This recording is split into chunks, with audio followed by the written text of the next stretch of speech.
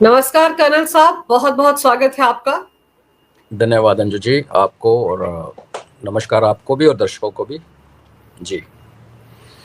Colonel साहब, ये बताइए कि अमेरिका पहुंचकर मुल्ला मुनीर पॉपकॉर्न की तरह उछलने क्यों लग गया है। अब कह रहा है कि हमने तो 3 महीने बाद इसको याद आया कि हमने कूटनीतिक स्तर पर जीत हासिल की थी ऑपरेशन सिंदूर में। ये मिलिट्री ऑपरेशन था या कूटनीतिक ऑपरेशन था? मैं तो आपको उल्टा क्वेश्चन पूछूंगा कि मिलिट्री में भी एयरफोर्स का ऑपरेशन था कि आर्मी का ऑपरेशन था जो इसको फील्ड मार्शल बना दिया गया। जो भी थोड़ी बहुत लड़ाई लड़ी वो एयरफोर्स ने लड़ी, उनकी एयर डिफेंस और एयर फोर्स है। तो ये खसियाई बिल्ली खंबा नोचे इसको बुलाया गया स्पेसिफिकली बिकॉज भारत जो है वो अमेरिका के आगे झुक नहीं रहा। और अब अमेरिका ट्रंप जितना मर्जी मुंह खोले बट कई चीज़ें वो भी नहीं बोल सकता।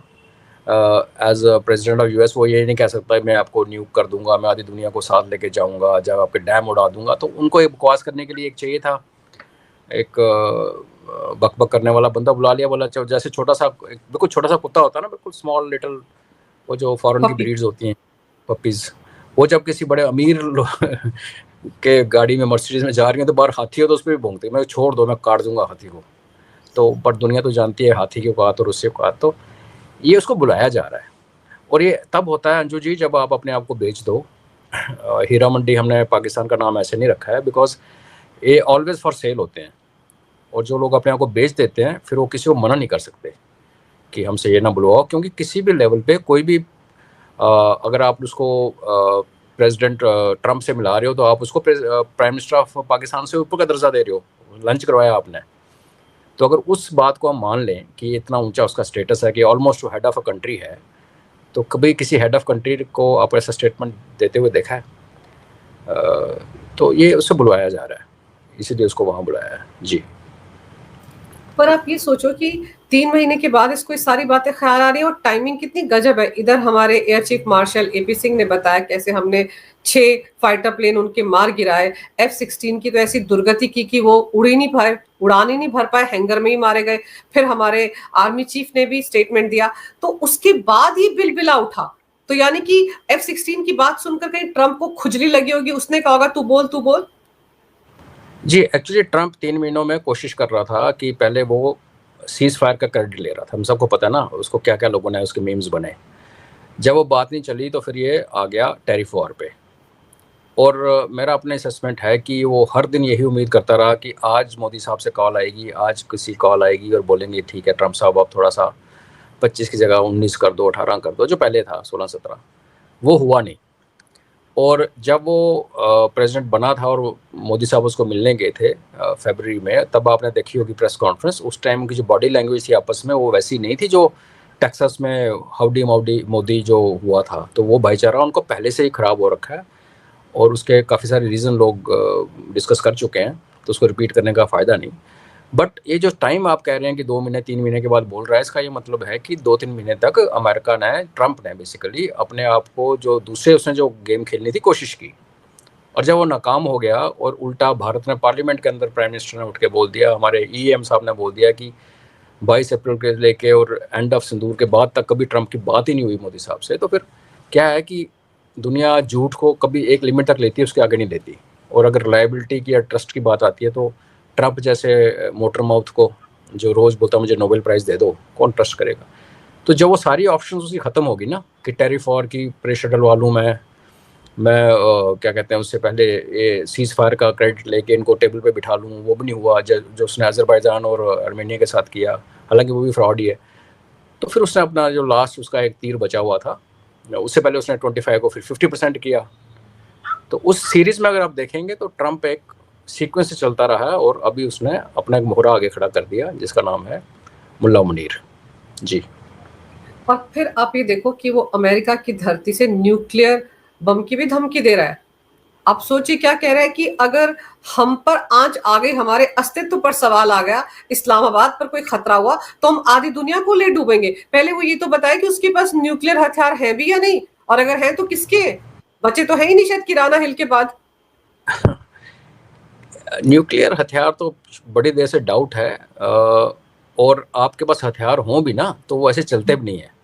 आपको एक कमांड कंट्रोल कम्युनिकेशन पूरा सेटअप चाहिए होता है। आपको कोड्स पास करने होते हैं, किसको ऑर्डर उन चीज़ों को तैयार करना होता है, तो लंबा प्रोसेस है।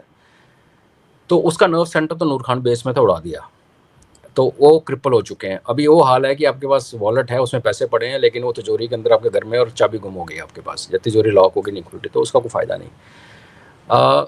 आधी दुनिया को लेकर डूबेगा तो वो फिर डिबेट किया जा सकता है कि आधी दुनिया की बात कर रहा है। एक पंजाबी जर्नल जिसका अपने देश की डेफिनेशन ही पंजाब है पाकिस्तान का, वो बलूचिस्तान, KPK, सिंध को तो देश पाकिस्तान मानते नहीं है, तो जिसकी अपने सूबे को देख के उसको ही सेंटर ऑफ द वर्ल्ड मानने की आदत हो, तो उसके लिए आधी दुनिया मतलब इस्लामाबाद और लाहौर उड़ जाएंगे और क्या।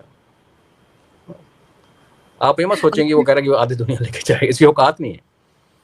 क्योंकि वो ये जो लोग कह रहे हैं ना कि हमने फर्स्ट, अभी आज बड़ा शोर मचा हुआ है कि हमें नो फर्स्ट यूज़ को हटा देना चाहिए, तो मैं आपके माध्यम से दर्शकों को बताना चाहता हूँ कि आप उत्तेजित मत हों। जब भारत ने कहा नो फर्स्ट यूज़, इसका ये मतलब नहीं है कि पहला न्यूक्लियर हम अपने सहेंगे फिर हम ठोकेंगे। जिस दिन भारत को ये नज़र आ गया कि उनके न्यूक्लियर वेपन तैयार हो रहे हैं लॉन्च होने के लिए, तो हमारे पास पूरा हक है कि हम अपने सेल्फ डिफेंस में उनको प्रीएम्प्ट स्ट्राइक करके वो जहाँ हैं उसी तय खाने में ख़त्म कर देंगे। जिसका एक, जैसे आप किराना की मिसाल दे रहे थे, जकूबाबाद, बुलारी, बड़ा कुछ हुआ है, तो चीज़ें धीरे धीरे निकल के आ रही हैं। तो इसकी दुनिया, लाहौर और रावलपिंडी उड़ गया तो आधा दुनिया खत्म हो गया, और इस्लामाबाद उड़ गया तो पूरी दुनिया खत्म हो गई। बस यही है इसकी दुनिया। मुल्ला मुनीर को जिस तरह से तरजीह मिल रही है अमेरिका में, खुद मुझे लगता है कि गश खा के कहीं बेहोश पड़े होंगे शहबाज शरीफ। उनको तो कोई पूछ ही नहीं रहा आज की तारीख में, और ये ऐसे नहीं बाहर जा चुका है। और वहां पर जाकर कौन कौन से मतलब कमांडर हैं जिनकी विदाई समारोह में हिस्सा ले रहा है। ये ड्रामे क्या चलते रहेंगे, और इन ड्रामों का क्या चाइना पर कोई असर नहीं पड़ेगा? आपने एक मूवी देखी है अंजू जी, प्रेटी वुमेन? हम्म। उसमें एक रेस ज़्यादा होता है और वो एक गली से एक लड़की को उठाता है, फिर उसको अपनी गर्लफ्रेंड बना लेता है। तो बस आप ये मूवी को ध्यान में रखें। ट्रंप एक रेस ज़्यादा, जिसका वैसे भी बड़ा कलरफुल पास्ट है। वो एप्स्टीन फाइल से लेके जो दुनिया के कारनामे सारे इसके नाम पे हैं, बचा हुआ है क्योंकि प्रेसिडेंट है। और मुनीर वो गली से उठाई हुई एक अच्छी गुड लुकिंग लड़की है, जिसका कुछ बैकग्राउंड नहीं है, ना करेक्टर है, ना कुछ है, लेकिन उसको पसंद आ गई। तो वो उसको, उसमें एक सीन था मूवी में, वो जाती है शॉपिंग करने और उसको वो शॉपकीपर कहता है निकल जाओ यहाँ से, है ना। फिर वो साथ जाता, दूसरे दिन वो सारा शोरूम खरीदता है टाइप। तो वो हाल है। तो अब वो फ्लॉन्ट कर रहा है अपनी गर्लफ्रेंड को, जो कि बकवास भी ट्रंप से ज़्यादा करता है, जिसके pass on paper nuclear weapons हैं, दुनिया ऐसी समझती है। रही बात शहबाज शरीफ की, तो उनको नहीं फ़र्क पड़ता अंजू जी, वो हमारी तरह नहीं है। वो हम अपने DNA से सोचने लगते हैं। वो बेशर्म लोग हैं। आप देखें, उसको बनाने वाला आसिम मुनीर या फौज, उसको पता है जिस दिन हटाने का मन करेगा और फांसी भी लटका सकता है, क्योंकि तो हिस्ट्री यही रही है। और आपने एक स्टेज पे प्रोग्राम देखा होगा कि शहबाज शरीफ खड़ा है, आसिम मुनीर खड़ा है और मरियम नवाज खड़ी है, और वो दोनों अटपटक्का कर रहे हैं। वो 50-60 साल की बुढ़ी है एक्चुअली, हम ऐसे मजाक करते रहते हैं। तो ये हम अपने सनातनी DNA और अपना भारतीय सोच से जो सोचते हैं ना, ये ऐसे लोग नहीं, इनको कोई मतलब नहीं है। जब तक इनके पास पैसे आ रहे हैं, आप नवाज शरीफ जो प्राइम मिनिस्टर रहा इतनी देर, जिसको काफ़ी सीजन्ड माना जाता है, आप कोई इंटरव्यू उठा के देखिए उसका, किसी ब्रिटिश कॉरस्पॉन्डेंट ने, फॉरनर ने किया हो, लड़की ने, और उस लड़की का अगर उस ब्लॉग अगर पढ़ेंगे तो उसमें 90% में ये लिखा हुआ है कि उसने मेरे पे लाइन मारी, घर बुला के as a prime minister interview देते थे, लाइन मारी। तो ये कट्टरलेस लोग हैं, इनको आप कंपेयर ही नहीं कर सकते। तो शहबाज शरीफ तो एक्सपेंडेबल है। अभी उसकी वरी थी इमरान खान, क्योंकि इमरान खान की सपोर्ट इतनी है पाकिस्तान के अंदर, और वो शायद कम होती, लेकिन जो उसको भूखमरी फैलनी शुरू हो गई, अभी पानी का समस्या होनी शुरू हो गई, और इकॉनमी टूट रही है, ये सब जो हो गया। बलूचिस्तान तो आज उनका independence day, by the way Balochi भाई बहनों को हम आज उनका हैप्पी इंडिपेंडेंस डे देखते हैं 11 अगस्त को। तो जब इतनी प्रॉब्लम चल रही हैं, तो वो जो इमरान खान अगर होता तो ये ना होता, वो सपने जो होते हैं ना, सुनहरी सपने, तो वो लोग देख रहे हैं। तो इसलिए इमरान खान उसका एक सिरदर्द है, आसिम मुनीर का शहबाज शरीफ नहीं है। और इमरान खान को, क्योंकि इमरान खान ने अमेरिका के खिलाफ मुंह खोला था, साइफर फाड़ा था पब्लिकली, तो वो अमेरिका को, उसने लॉबिंग बड़ी की उसके बाद, लेकिन Asim Munir I think convince कर चुका है ट्रंप को कि इमरान खान को जेल के अंदर ही रखा जाए, या अंदर ही उसको निपटा दिया जाए तो ठीक है। नहीं तो एक ये थी उम्मीद कि ट्रंप आ रहा है, डेमोक्रेसी की बात कर रहा, तो जैसे हमें सबको लग रहा था ट्रंप अच्छा लग रहा था जनवरी के महीने में, दिसंबर के महीने में, कि वो आके इमरान खान को छुड़वाएगा, लेकिन वो नहीं हुआ। तो फिर अब पूरी गेम खुल के सामने आ गई कि डेमोक्रेसी कोई वैल्यू नहीं। और अमेरिका का पास्ट अगर आप देखें, चाहे वो सद्दाम हुसैन हो, चाहे वो गद्दाफी हो, इन्होंने डिक्टेटर पैदा किए और अभी जो सीरिया में बैठा हुआ है एक खुद डिक्टेटर पैदा करते हैं, डिक्टेटर से डील करते हैं और झंडा लेते हैं डेमोक्रेसी का। तो ये पूरा उनकी बिल्कुल फिट बैठ रहा है पाकिस्तानियों के उसमें भी, पाकिस्तानी आर्मी के उसमें भी, और अमेरिका के जो वर्किंग जो इनका स्टाइल है। तो ये फिर आप मेरी पीठ खुजाओ, अब मैं आपकी खुजाता हूँ, तो वो चल रहा है जी। आपको लग रहा है कि पाकिस्तान में एक डिक्टेटर को पैदा करने की राह पर है अमेरिका? डिक्टेटर तो पैदा हो गया, लेकिन इस डिक्टेटर को स्मार्टली खेल रहा है वो। उसको मुशर्रफ की तरह या जनरल जिया के तरह सामने नहीं लाया गया, और ये भी इसने बाजवा से सीखा है। बाजवा ने भी बड़ी खबरें आती रही कि इमरान खान को थप्पड़ मार दिया बाजवा ने, ये हुआ वो सब, ड्रामा किसी को पता नहीं है।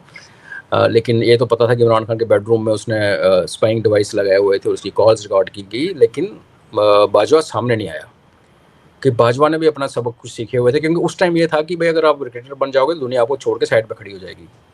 आज ये है कि पोटस जो है वो डिक्टेटर, जैसे आपने कहा डिक्टेटर ही है प्रैक्टिकली, बट एक नाम रखने के लिए उन्होंने शहबाज शरीफ रखा हुआ है। तो कोई बड़ी बात नहीं है कि जो बाजवा की पॉलिसीज ने अभी तक फॉलो की थी कि बैकग्राउंड में रहो और देश चलाओ अपनी मर्जी से, डेमोक्रेसी का आगे बैनर लगा के, तो इससे भी कोई ना नहीं किया जा सकता कि वापस आए और थोड़ी देर बाद वो फुली एज्यूम कर ले। लेकिन वो तो खैर पाकिस्तान की प्रॉब्लम है, क्योंकि वो डिक्टेटर बने ना बने, आज वही डिक्टेटर है, वही देश चला रहा है। मेरा ये अपना मानना है कि ट्रंप कोई परमानेंट प्रेसिडेंट नहीं है अमेरिका का, और अमेरिकन प्रेसिडेंट की जो एक्चुअल टेनर होता है वो 2 सवा 2 साल का होता है। उसके बाद उसकी री इलेक्शन का अगली पूरा प्रोसेस स्टार्ट हो जाता है। फिर इनके मिड टर्म इलेक्शंस भी होते हैं, मिड टर्म जो कांग्रेस के।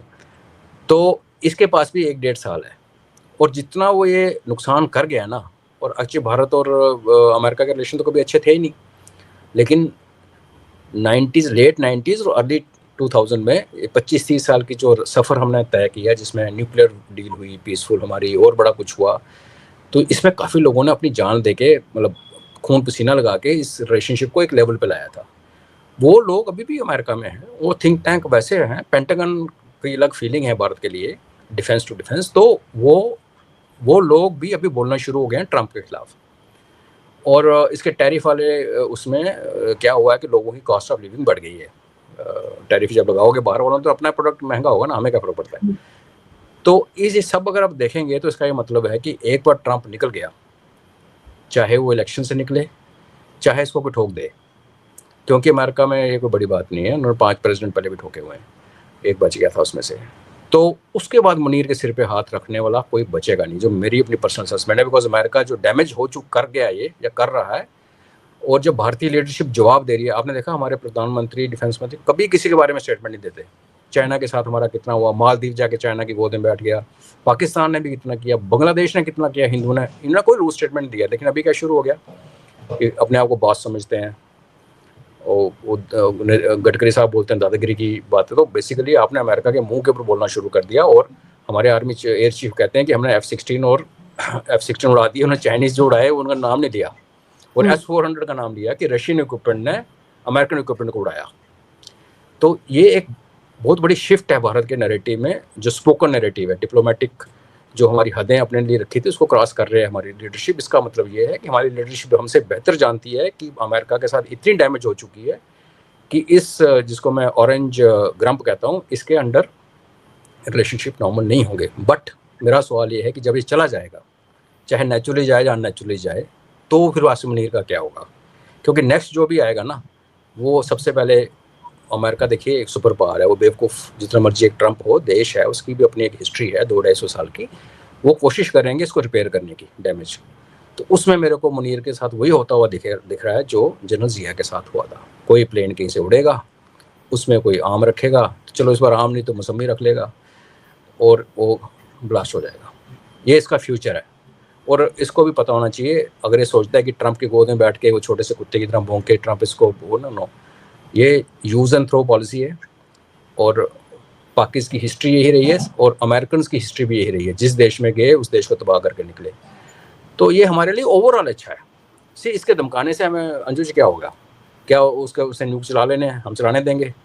क्या वो हमारे अंबानी साहब को टच कर सकता है, या हमारे डैम्स को उड़ा सकता है? एक्चुअली स्पीकिंग, इनकी एक ड्रोन और मिसाइल पूरे 1000 में से हमारे भारत में ना एंटर नहीं करने दी। ऐसी गुस्ताखी करने की कोशिश करेंगे, उड़ा दिए जाएंगे। लेकिन ये जो कर रहा है ना, इसका जो रिपरकशन पाकिस्तान का जो टूटने का जो हमारा व्यू है कि टूटेगा, जल्दी टूटेगा, वो स्पीड बढ़ जाएगी। क्योंकि पाकिस्तान के अंदर भी अभी बलूचिस्तान वाले आज झंडा उठा के इंडिपेंडेंस डे बना रहे हैं, केपी के वाले आप देखा कल, आज इस्लामाबाद में पीटीआई वालों ने उसकी पुलिस को मार मार के खदेड़ खदेड़ के डंडों से मारा है। तो पंजाब, पाकिस्तान के पंजाब के अंदर भी अब ये स्टार्ट हो गया। तो हमारे लिए अच्छा है, करने दो उसको इंटरनेशनल डिप्लोमेसी, बिना पैसे कुछ नहीं होता, टूटा हुआ देश है, डूबेगा जी। और हमारे एमईए ने भी तो कितने जबरदस्त तरीके से रिएक्ट किया है ना। पहले तो उन्होंने यही कह दिया कि गीदड़ धमकियों से कौन डरने वाला है, और दूसरा ये न्यूक्लियर वेपन की धमकियों, ये ब्लैकमेलिंग से भारत डरता थोड़ी है। पर ये भी कहा कि देखो अमेरिका में जाकर उनकी सरजमी पर खड़े होकर न्यूक्लियर धमकी दे रहा है मुनीर, तो गैर जिम्मेदाराना कौन हुआ? मुनीर तो, उसकी तो खैर कोई अस्तित्व ही नहीं है, लेकिन अमेरिका को तो सोचना चाहिए कि उनकी जमीन पर कौन खुदक रहा है। ये तो वर्ल्ड कम्युनिटी भी देख रही है ना। बिल्कुल, और वर्ल्ड कम्युनिटी में आज देखो अमेरिका के साथ कौन खड़ा है? कोई भी नहीं। फ्रांस उसको आंखें, नेटो के मेंबर्स में फ्रांस उसको आंखें दिखा रहा है, जर्मनी कन्विंस नहीं है, यूके से उसकी प्रॉब्लम है, ईयू वाले उससे मिलना नहीं चाहते, चाइना से वैसे पंगे, रशिया से वैसे पंगे, हमसे पंगा ले ले, ईरान से पंगा, पीछे बचा कौन? इसराइल का भी देखिए आप, बीबी जो है वो प्रो इंडियन है, और आज इसराइल में भी एजिटेशन चल रहा है कि नेतन्याहू को हटाओ। तो वहाँ भी सीआईए गेम खेलने की कोशिश कर रही है, बिकॉज वो कह रहा है मैं गाजा साफ करके वहाँ से मैं नहर बनाऊंगा और मैं सुएज कनाल को, वो पुराना प्लान है इनका। तो ये जो इनकी रजीम चेंज करने की गेम, ये करने की गेम, ये कुछ हद तक चलती थी, चलेगी, लेकिन जैसे आपने कहा कि जब उसने उसकी धरती की मिट्टी में खड़े होकर ये बात कही, तो जैसे मैंने कहा सुपर पावर है, सुपर पावर ऐसे नहीं बनती, वहाँ पे भी थिंक टैंक्स हैं, वहाँ पे भी आलोचक हैं, और काफ़ी आलोचना हो रही है ट्रंप की। और ये एक बहुत बड़ी बात उसने कर दी, न्यूक्लियर धमकी। और उस मीटिंग में जो ब्लैक टाई डिनर था उसमें आई बिलीव फ़ोन वगैरह सब बैंड थे, बट जिनको खबर निकालनी निकाल लेते हैं। तो ये बहुत बड़ा एक धब्बा है अमेरिका की अपनी उसकी रेपुटेशन पे, कि आपने एक ऐसा बंदा बुला के अपने देश में से किया। तो इसका खमियाजा ट्रंप भुगतेगा। मुझे तो मिड टर्म के आगे जाता हुआ नज़र नहीं आता, बाकी पता नहीं, लेट्स सी जी। और ये जो अचानक से मुनीर को बुलाकर भौं-भौं करवा रहा है ट्रंप, इसकी वजह ये भी हो सकती है कि आप देखो कि पिछले दिनों किस तरह से हमारे एनएसए रशिया गए, और फिर उसके बाद अब हमारे प्रधानमंत्री चाइना जा रहे हैं एससीओ के लिए। तो एक तरह से भारत, चाइना, रशिया एक साथ आ रहे हैं, एक प्लेटफॉर्म पर आ रहे हैं। भारत पर जो टैरिफ लगाए, उसके बाद चाइना ने भी मुंह खोला कि ये सही नहीं है, और रशिया ने किस तरह से रिएक्ट किया वो सबके सामने है। तो ये जो तीनों देश एक साथ आ रहे हैं, ये भी तो दर्द दे रहा होगा ना डोनाल्ड ट्रंप को, इसीलिए मुनीर को बुला भेजा कि आजा तू भौं-भौं कर ले मेरी बिहाफ पे। एब्सोल्युटली, बिल्कुल सही है, आप अंदाजा लगा रही हैं। और मैं तो कहता हूँ कि इसको नोबेल प्राइज़ मिलना चाहिए, बिकॉज ना तो ब्रिक्स कभी बनना था और ना आरआईसी बनना था हमारी ज़िंदगी में। मैंने तो गिव अप किया हुआ था कि मैं भी 50 साल के बाद बने। ट्रंप जी ने आगे इंश्योर कर दिया कि रशिया, इंडिया, चाइना का एक नेक्सस बने, और ब्रिक्स प्लस में 20 कंट्रीज़ हैं, उसमें ईरान भी शामिल है। तो एक इन्होंने अपने लिए एक मुसीबत खड़ी कर दी सामने। सिर्फ ये फ़र्क है कि पहले रशिया वर्सेस अमेरिका होता था, अभी America versus rest of the world हो जाएगा, बिकॉज चाइना अपनी चलाएगा, रशिया अपनी चलाएगा, हम अपनी कॉलर ऊपर करके चलते हैं, पूरा ग्लोबल साउथ हमारे साथ है। तो या ये जो हमारे एनएसए की विजिट, या जो हमारे प्रधानमंत्री जा रहे हैं, इसमें भी आप देखिए थोड़ी सी टेक्निकल चीज़ मैं आपको बताता हूँ। जनरली ये जो हाई फाई विजिट्स होती है ना प्राइम मिनिस्टर की खास करके, तो वो इतनी जल्दी एडवांस में नहीं अनाउंस होती, खास करके चाइना के साथ, जो कि ब्रिक्स में आया ही नहीं था। अभी तो ब्राज़ील में हुआ, ब्रिक्स में आया ही नहीं, उससे पहले इधर नहीं आया, हमारे G20 में भी नहीं आया। तो उसका इतनी जल्दी 15 दिन पहले अनाउंसमेंट कर देना, क्योंकि उधर वो भौंकना बंद नहीं कर रहा था और 25 से 50% कर रहा था, तो इन्होंने कहा ठीक है। और एनएसए साहब का जाना और रशिया के मॉस्को में बैठ के ये बोलना कि पुतिन साहब हमारे भारत में अभी विजिट कर रहे हैं, ऑलमोस्ट फाइनलाइज हैं, ये भी देखिए कभी आपने देखा नहीं होगा अपनी लाइफ में, कि एक एक्सटर्नल अफेयर्स का डिप्लोमेसी का एक इशू है, और उस पर एनएसए साहब और फॉरेन कंट्री के बैठ बोल रहे हो, इसलिए कि जैसे ही उनको वहाँ थे उसी टाइम पुतिन और ये जो ट्रंप की 15 तारीख की मीटिंग है उसकी अनाउंसमेंट हुई उसके बाद। तो शायद इनको लगा कि अगर हमने पुतिन की अनाउंसमेंट नहीं की तो ट्रंप इतना काबिलियत रखता है कि वो अनाउंसमेंट करे कि मैंने पुतिन के साथ मीटिंग रखी है अलास्का में 15 को, और मैं फिर चाहता हूँ कि पुतिन भारत जाए और करे। उसका श्रेय भी वो ले सकता था, जैसे वो सीज फायर का श्रेय लेता है, तो उसको प्रीएम्प्ट कर दिया। तो ये स्मार्ट डिप्लोमेसी है। और ये एक चीज़ और दर्शाती है कि वो जो कंपार्टमेंटलाइज्ड काम करने का तरीका है था पहले, कि एक्सटर्नल अफेयर्स अपना काम कर रहा है, आर्मी अपना काम कर रहा है, एनएसए अपना काम कर रहा है, वो ये पूरा देश इकट्ठा काम कर रहा है। तो चाहे एनएसए साहब वहाँ बैठ के अनाउंसमेंट करें, चाहे हमारे देश के अंदर हमारे प्रेस कॉन्फ्रेंस करके ईएम का स्पोक्स पर्सन करे, एमईए का, कोई फ़र्क नहीं पड़ता, मैसेज क्लियर होना चाहिए। और उसके लिए हमारी सरकार और हमारा जो थिंक टैंक जो इसके पीछे बैठे हैं उनको वो बधाई के पात्र हैं। जी। भारत ने तो एक और बड़ा दाव खेल दिया ना, इधर अलास्का में जो 15 अगस्त को मिलने जा रहे हैं ट्रंप और पुतिन, बहुत ऐतिहासिक मुलाकात होने जा रही, कहा जा रहा है कि यूक्रेन और रशिया वॉर शायद थम जाए। हालांकि जेलेंस्की को तो बुलाया नहीं, वो तो गुस्से में इस वक्त, लेकिन भारत ने भी तो कहा हाँ this is not a year of war, हम तो पहले से हाँ, ही कह रहे हैं, हम तो वेलकम बिल्कुल करते हैं। तो क्रेडिट बिल्कुल ले इससे पहले वो डोनाल्ड ट्रंप, हम आ गए ना बीच में। बिल्कुल, ये हमने सीख लिया जो ट्रंप ने हमारे साथ किया। झूठ बोल बोल के दुनिया को बताया और हमारे यहाँ पप्पू डप्पू सब शुरू हो गए कि ट्रंप ने कराया सीज फायर। तो आई थिंक अंजू जी क्या होता है कि भलाई इसी में है कि आप सीखें और चलें। जीएसटी आई, बड़ा शोर मचा, जीएसटी कितनी बार रिवाइज होगी उसके बाद। आप कोई भी अग्निवीर का सिस्टम शुरू हुआ, शोर मचा, वो अमेंड हुआ।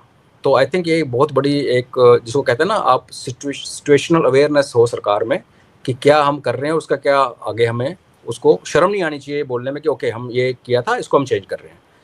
तो इसी तरीके डिप्लोमेसी में इन्होंने जब चुप रहा उस दिन, वो 4 घंटे पहले इसने शोर मचा दिया cease fire cease fire cease fire. और फिर हमारे अपोजिशन है, सारे जो एजेंट हैं सीआईए के और हमारे उनके अमेरिकन पैसे खाते हैं, तो सब शुरू हो गए। तो उन्होंने सबक सीख लिया। अभी हम लोग फ्रंट फुट पे बैटिंग कर रहे हैं।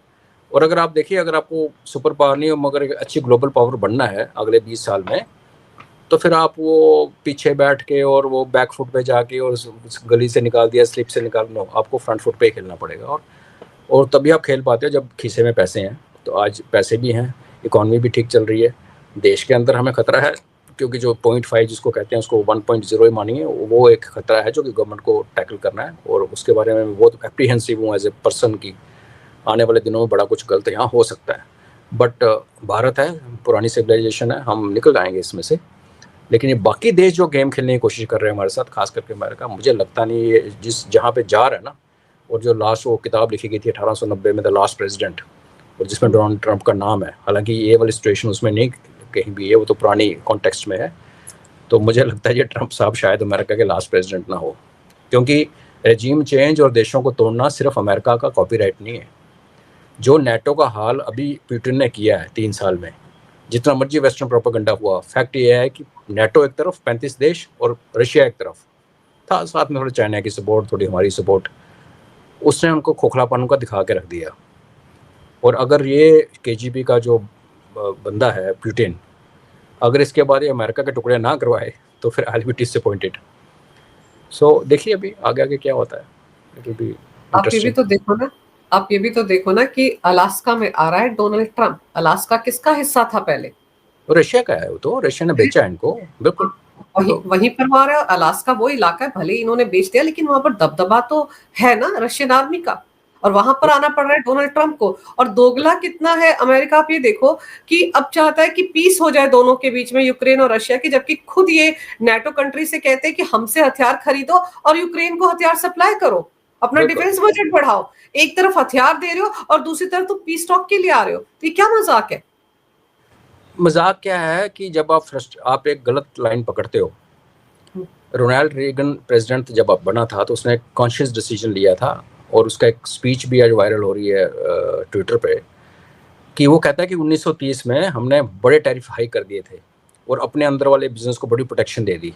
उससे क्या हुआ, बाहर वाली चीज़ें बहुत महंगी होगी, अंदर जो वो बाहर से इंपोर्ट करनी लोगों ने बंद कर दिया, जो अंदर वाले थे उनकी मोनोपोली हो गई और वो मस्ती में चले गए।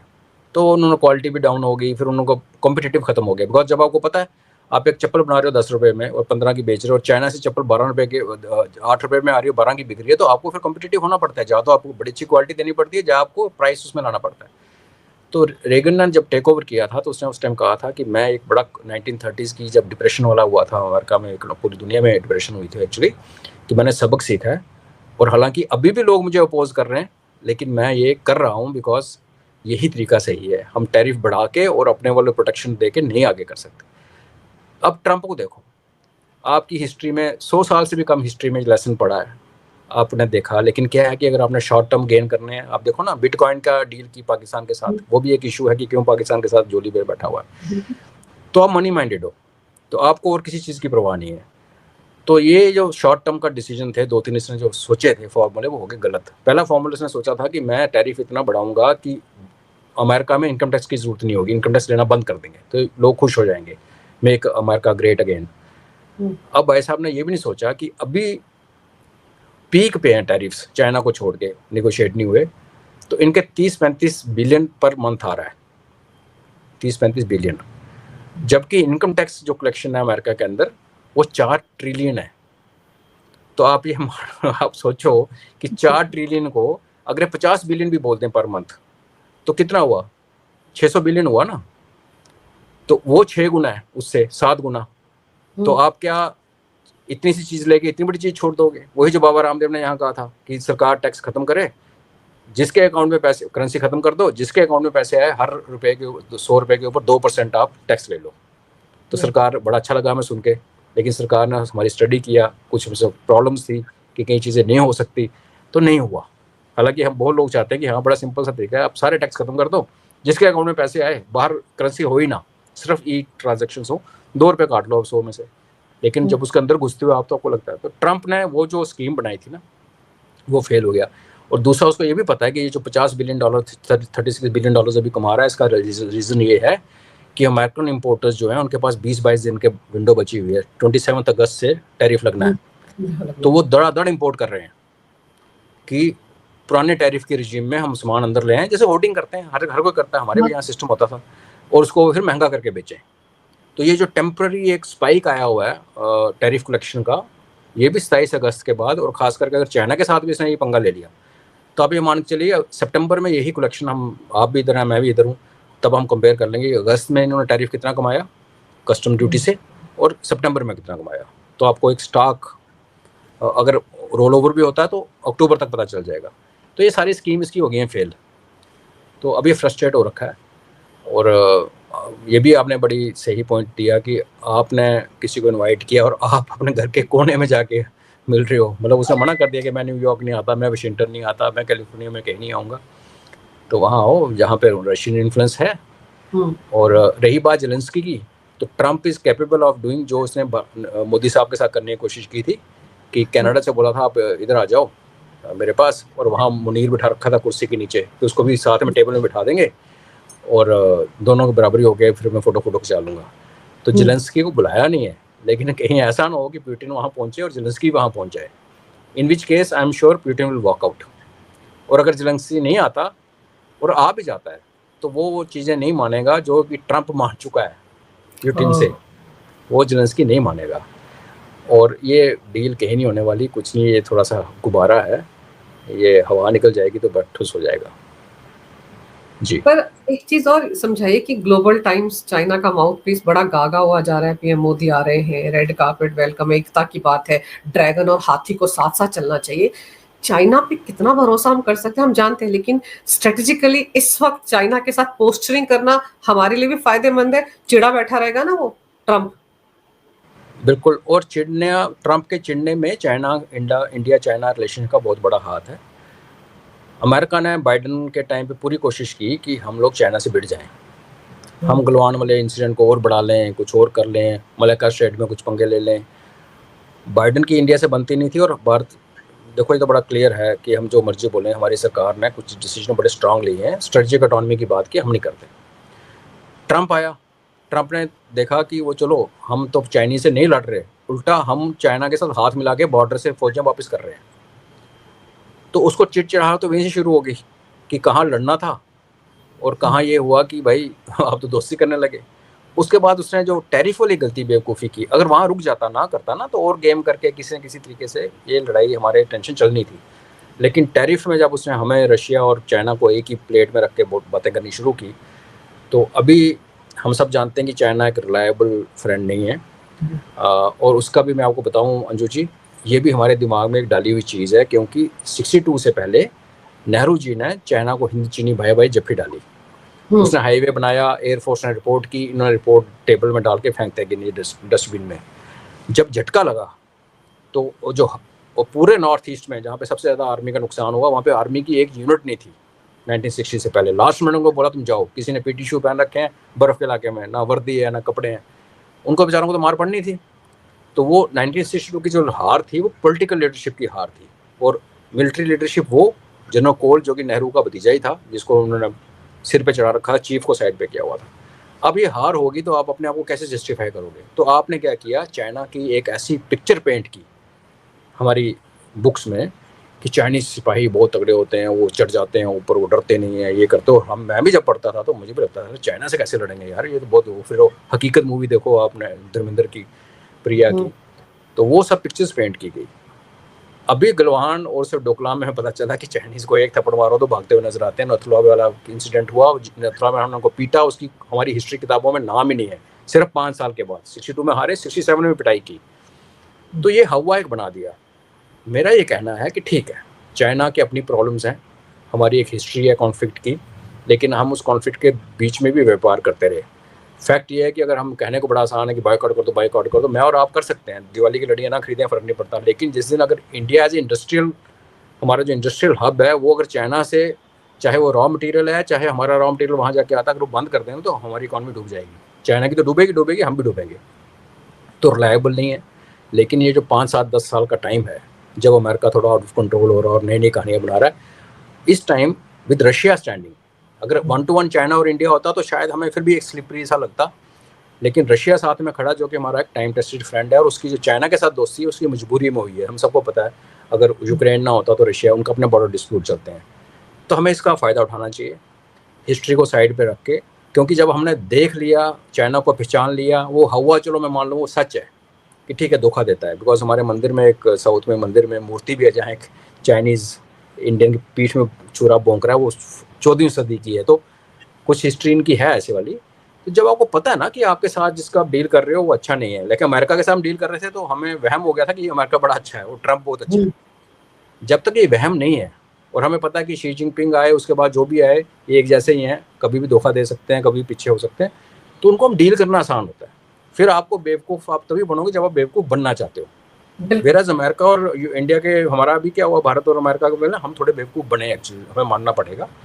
क्योंकि ट्रंप ने जो बिहेव किया ऐसा कोई स्टेट्समैन नहीं करता, तो उसमें हम बेवकूफ़ तो बनने नहीं कहूँगा मैं ये कहूँगा कि हमें थोड़ा सा, हम रियलाइज़ नहीं कर पाए कि इतना नीचे गिर सकता है। तो चाइना के साथ हमें करना चाहिए बिल्कुल कॉशियस होके। 5-7 साल निकालिए, ये जो एक टर्बुलेंट फेज़ पूरी दुनिया निकल रही है, जिसमें वर्ल्ड वॉर 3 की बातें भी हो रही हैं, बड़ा कुछ हो रहा है, रीअलाइनमेंट हो रहा है, रीसेट हो रहा है। इस फेज़ के बाद फिर हम देखेंगे कौन हाथी है कौन ड्रैगन है, इकट्ठे रहेंगे नहीं रहेंगे, तब देखते हैं। जी बिल्कुल सही कह रहे हैं आप। हमको भी अब थोड़ा स्ट्रेटेजिकली अपने नफे नुकसान के बारे में सोचना चाहिए। बहुत सारे मुद्दों पर दुश्मनी को ताक पर रखकर चाइना के साथ कुछ इस तरह से पोस्टिंग करना भी जरूरी है, ताकि अमेरिका को एक स्ट्रांग मैसेज आए। लेकिन चलिए देखते हैं अभी जो मुल्ला मुनीर रायता फैला रहा है, इसको लेकर आगे क्या होता है, कितने दिन तक अमेरिका इसको ढोता है और चाइना इसका क्या हाल करेगा, वो भी देखना दिलचस्प होगा। आपने टनल साहब समय निकालकर इस विषय पर बहुत ही अहम जानकारी मेरे दर्शकों को दी। आपका बहुत बहुत धन्यवाद। नमस्कार। भारत माता की जय हो। वंदे मातरम। वंदे मातरम।